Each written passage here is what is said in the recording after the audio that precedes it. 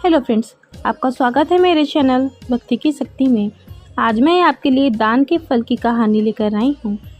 अगर आपको मेरी यह कहानी अच्छी लगे तो कमेंट करके बताएं और मेरे चैनल को सब्सक्राइब करना ना भूलें। बहुत समय पहले की बात है, किसी नगर में एक राजा राज करते थे जो अपनी न्याय के कारण अपनी प्रजा में बहुत लोकप्रिय थे। एक बार की बात है, राजा अपने दरबार में बैठे हुए थे तो अचानक उनके दिमाग में एक ख्याल आया कि आखिर मनुष्य के मरने के बाद क्या होता है। इस सवाल का जवाब पाने के लिए राजा ने अपने दरबार में सही मंत्रियों से मशवरा किया। राजा ने अपने राज्य में ढिंढोरा पिटवा दिया कि जो व्यक्ति कब्र में मुर्दे की समान लेटकर रात भर कब्र में मरने के बाद होने वाली सारी क्रियाओं का हवाला देगा, उसे 500 सोने की मोहरें भेंट की जाएंगी। सोचने वाली बात यह है कि कोई जीवित व्यक्ति मरने को तैयार क्यों होगा। आखिरकार एक व्यक्ति तैयार हो गया। वह व्यक्ति बड़ा ही कंजूस था और वह सुख से खाता पीता और सोता भी नहीं था। उसको राजा के सामने पेश किया गया। राजा के आदेशानुसार बढ़िया फूलों से सुसज्जित अर्थी बनाई गई। उस कंजूस को उस पर लिटाकर कब्रिस्तान की ओर ले जाया गया। घर से जाते वक्त एक फकीर ने उसका पीछा किया और उससे कहा कि अब तो तुम मरने जा रहे हो, घर में तुम अकेले हो, इतना धन तुम्हारे घर में ही कैद पड़ा रहेगा, मुझे कुछ दे दो। कंजूस के बार बार मना करने पर भी फकीर ने उस कंजूस का पीछा नहीं छोड़ा, कुछ देने की रट लगाए रहा।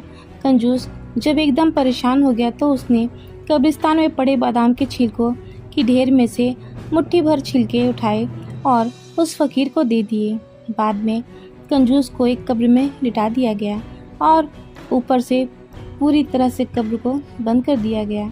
कंजूस को सांस लेने के लिए उसकी सर की ओर एक छोटा सा छेद बना दिया गया। सभी लोग कंजूस को उस कब्र में लिटाकर चले गए। रात होने पर एक सांप कब्र पर आया और छेद देकर उसमें घुसने का प्रयास करने लगा। यह देखकर कब्र में लेटे हुए कंजूस की घबराहट का ठिकाना न रहा।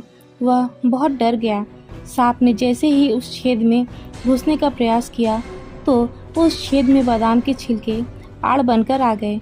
सुबह होते ही राजा के सभी नौकर कब्रिस्तान आए और कब्र को खोदकर कंजूस को बाहर निकाला गया। वो पहले अपने घर गया और अपनी तमाम धन संपत्ति को गरीबों में बांट दिया। सब लोग कंजूस की दान करने की इस दयालुता से हैरान थे। लोगों के मन में कई तरह के सवाल उठने लगे। फिर कंजूस को राज दरबार में बुलाया गया और पूरा हाल सुनाने के लिए कहा गया।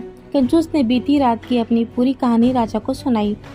आप बीती सुनाने के बाद कंजूस बोला, महाराज, मरने के बाद सबसे ज़्यादा दान ही काम आता है, इसलिए दान करना ही श्रेष्ठ होता है।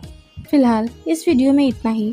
अगर आपको मेरी ये वीडियो अच्छी लगी हो तो मेरे वीडियो को लाइक करें और ज़्यादा से ज़्यादा शेयर करें और मेरे चैनल को सब्सक्राइब करना ना भूलें। वीडियो में अंत तक बने रहने के लिए आपका धन्यवाद।